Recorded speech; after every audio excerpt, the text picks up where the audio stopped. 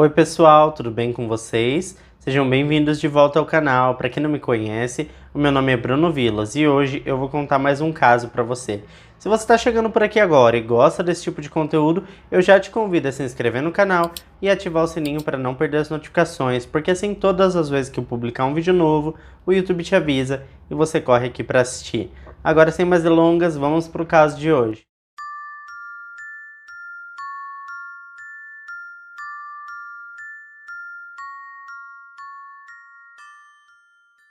David Russell Williams nasceu no dia 7 de março de 1963 em Bromsgrove. Bromsgrove é uma cidade no condado de Worcestershire, na Inglaterra.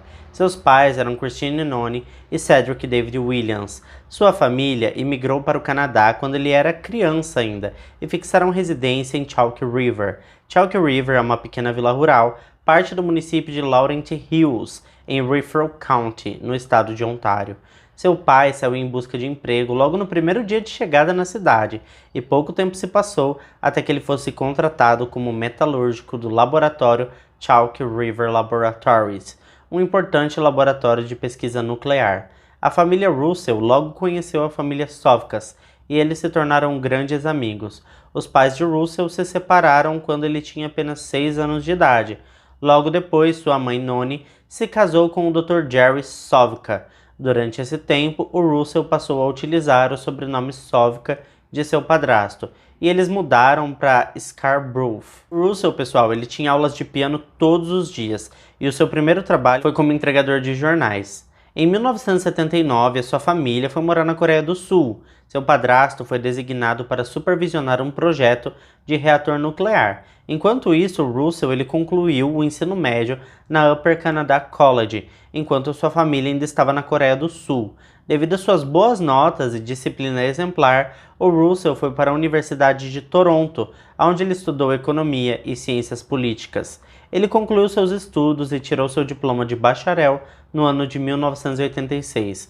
O jovem, recém-formado, tinha uma grande inclinação para os serviços militares. Ele era um grande apreciador das Forças Armadas. Ele acreditava, inclusive, que a sua formação poderia ajudá-lo a contribuir bastante com a defesa nacional. E faz sentido, porque a gente sabe que a diplomacia pode evitar um conflito armado, mudar seu curso ou até mesmo fazer um país ser vencedor em uma negociação, mesmo sem precisar recorrer a qualquer armamento bélico. Economia, política e relações internacionais sempre caminham juntos, né, pessoal? O Russell ele se juntou às Forças Armadas Canadenses em 1987 e serviu em várias funções enquanto subia na classificação. Ele recebeu suas asas voadoras em 1990 e foi colocado na Escola de Treinamento de Voo das Forças Canadenses. Ele foi condecorado por seus anos de serviços exemplares e por uma missão muito bem sucedida no Oriente Médio. O Russell foi promovido a capitão em 1º de janeiro de 1991. Ele foi destacado para o Esquadrão de Apoio do Combate em Sherwotter, na Nova Escócia. 6 meses depois, em 1º de junho de 1991, ele se casou com Mary Elizabeth Harriman, que era diretora associada da Heart and Stroke Foundation do Canadá, que trata-se de uma instituição de caridade canadense dedicada à advocacia, educação e financiamento de pesquisas relacionadas a doenças cardíacas e derrames. No ano de 94, ele foi destacado para a Transport Squadron em Ottawa, onde transportou autoridades VIPs, incluindo o primeiro-ministro Jean, a rainha Elizabeth e o príncipe Philip. Ele foi promovido a major em novembro de 1999 e foi colocado no cargo de diretor-geral de carreiras militares, em Ottawa, onde atuou como gerente de carreira de piloto multimotor. Ele obteve um título de mestrado em estudos de defesa da Royal Military College em 2004, com uma tese de 55 páginas, e em junho de 2004 ele foi promovido a tenente-coronel. No mês seguinte, foi nomeado oficial comandante do Esquadrão de Transporte de Trenton, Ontário. De dezembro de 2005 a maio de 2006, Russell também serviu como oficial comandante do Camp Miraj, uma instalação localizada na base aérea de Al-Minhad, em Dubai, nos Emirados Árabes, que dá suporte às forças canadenses no Afeganistão. Esse trabalho lhe rendeu diversas condecorações. Russell estava sempre viajando. O Russell e a sua esposa Mary se mudaram para Orleans em julho de 2006. Orleans, tá, pessoal? Que fica no Canadá, em Ottawa, não Nova Orleans, nos Estados Unidos. O casal nunca teve filhos. Nessa época, aliás, o Russell tinha sido indicado para a diretoria de requisitos aéreos do Quartel-General da Defesa Nacional. Lá ele trabalhou em diversos projetos estratégicos e táticos.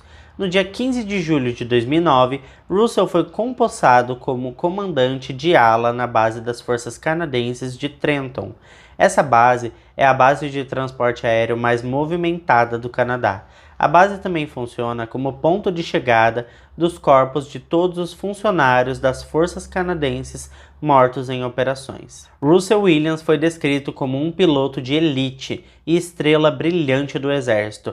Como eu disse há pouco, ele voou com a Rainha Elizabeth, o governador-geral do Canadá, o primeiro-ministro do Canadá e muitas outras autoridades importantes do país e de todo o mundo. Bom, pessoal, a essa altura vocês devem estar se perguntando: qual era o problema do Russell? Afinal de contas, ele parecia perfeito.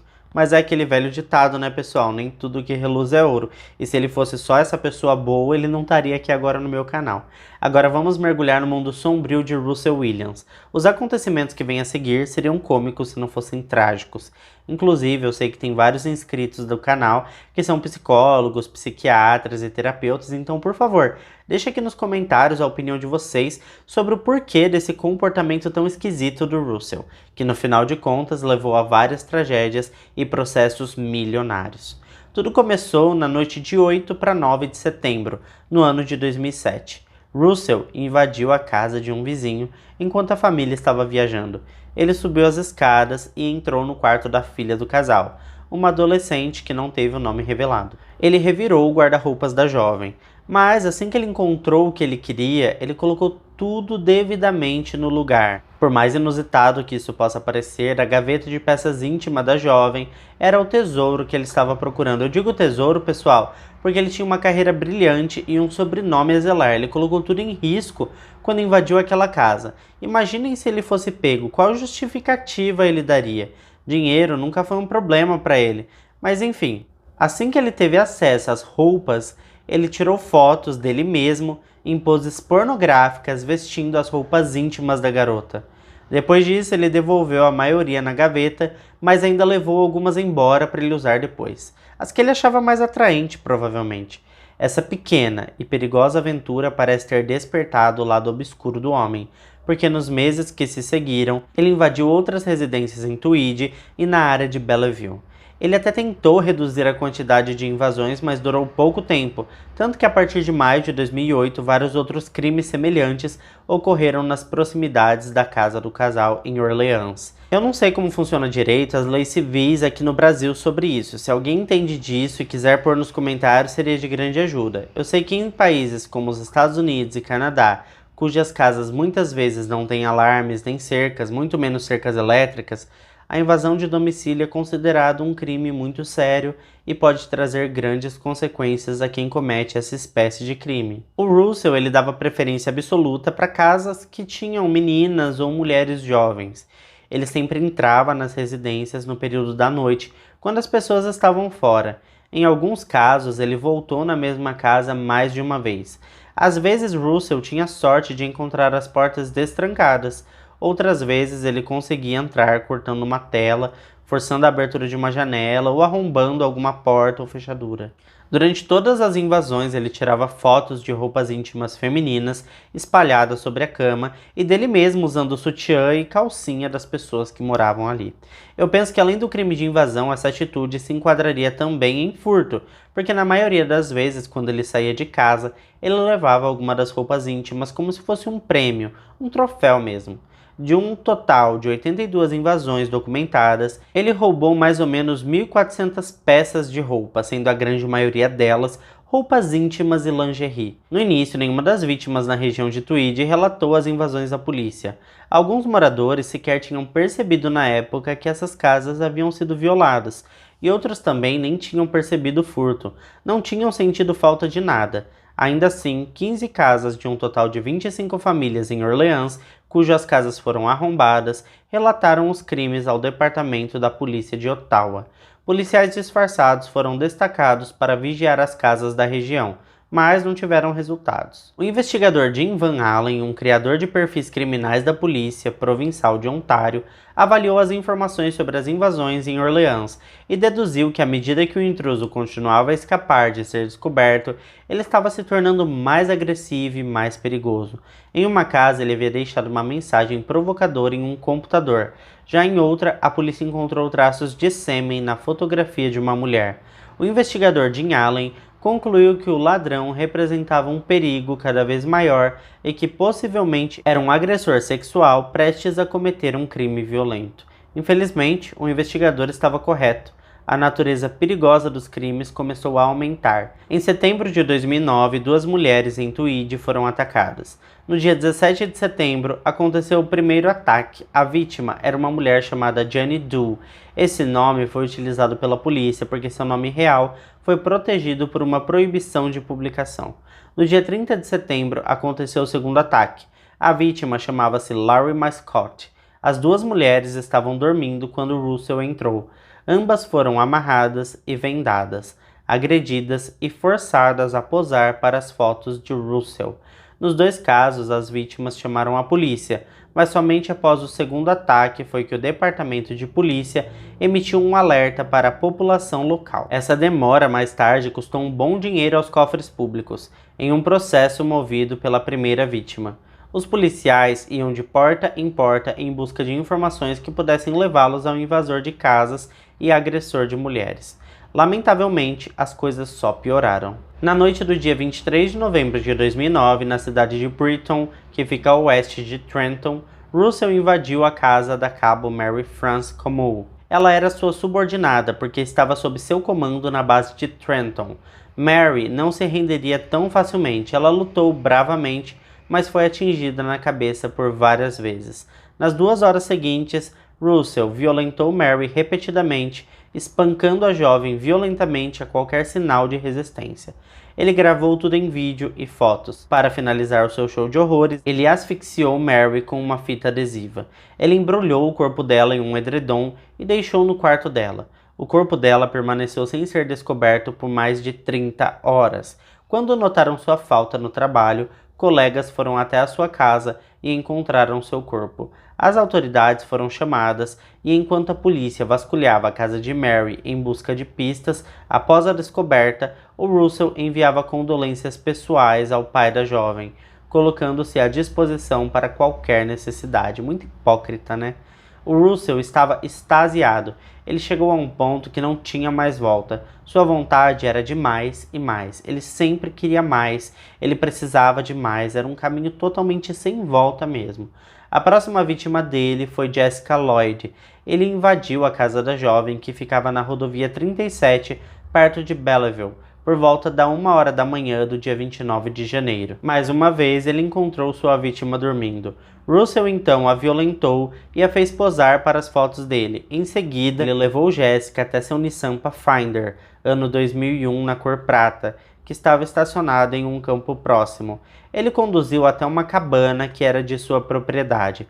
Sua violência contra a jovem continuou até que ele quebrou o crânio de Jessica com uma lanterna e também a estrangulou com um pedaço de corda. Toda a ação dele foi gravada por ele mesmo. Ele escondeu o corpo dela em sua garagem e somente na noite de 2 para 3 de fevereiro que ele jogou o corpo dela em uma floresta perto de Tweed. Jessica Lloyd foi dada como desaparecida quando ela não apareceu para trabalhar e não estava em casa, embora seu carro estivesse lá. A polícia rapidamente montou uma operação. Investigadores do Departamento de Polícia de Belleville suspeitaram que as agressões sexuais em Tweed, o assassinato de Mary e o desaparecimento de Jessica estavam correlacionados. Uma grande busca foi iniciada e contou com a ajuda da polícia, populares e até uma aeronave de busca de resgate da base militar de Trenton, que o próprio Russell autorizou. Apesar dos esforços da polícia e de centenas de voluntários, depois de uma semana nenhum vestígio de Jessica foi encontrado.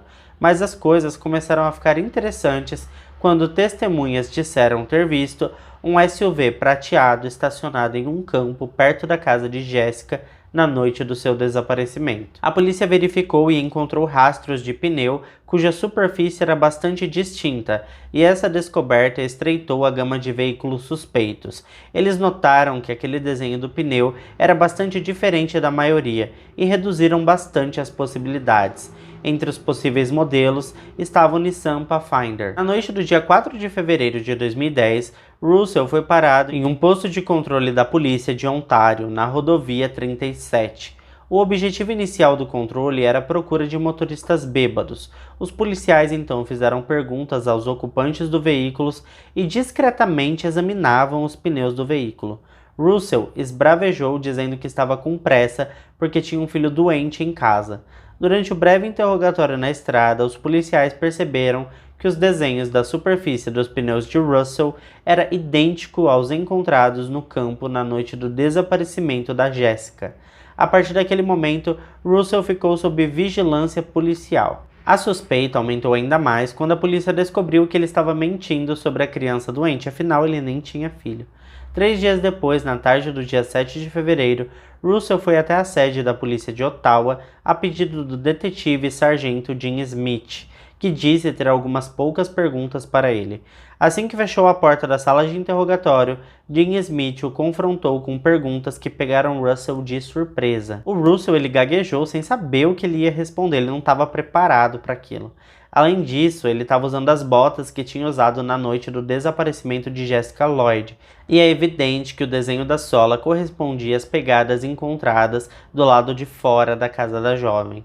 Enquanto a entrevista seguia encurralando Russell, vários policiais com mandados de busca estavam passando pelo chalé em Tweed e pela casa de Russell em Ottawa, na presença de sua esposa, que estava chocada e sem acreditar em nada do que os policiais diziam.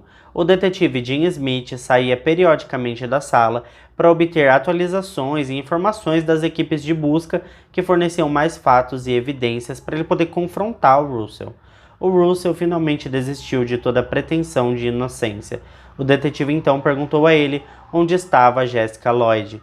Ele pediu um mapa ao detetive e rabiscou um trajeto. As buscas nas propriedades de Russell encontraram sua câmera fotográfica, uma mochila contendo um boné preto, um manual para arrombamento de fechaduras e caixas e fronhas cheias de roupas íntimas e lingerie.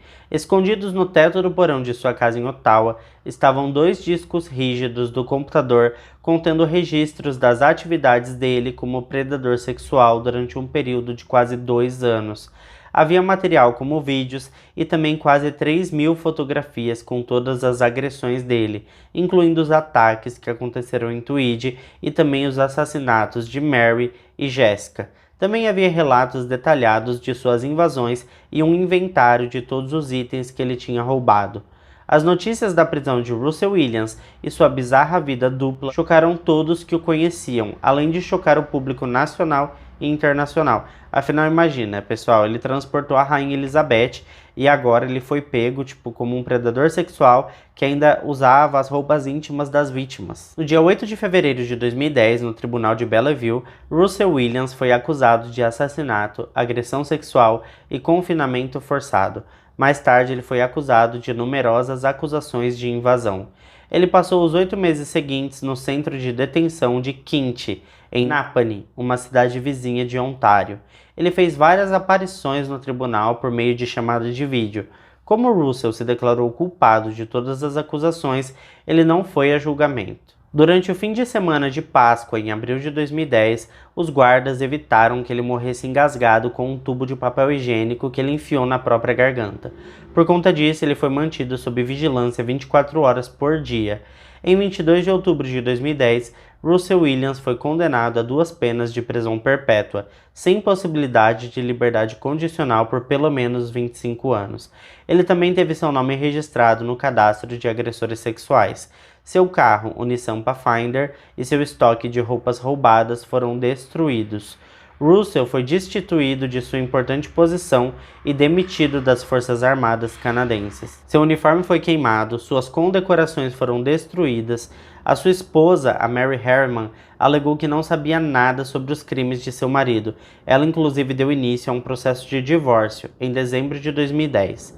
Russell Williams está encarcerado em uma prisão de segurança máxima em Port Cartier, em Quebec. Quebec é uma região no Canadá onde a maioria da população fala francês.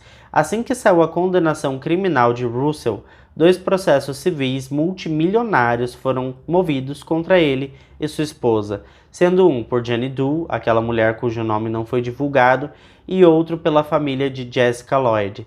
Eles foram liquidados com pagamentos em dinheiro em 2014.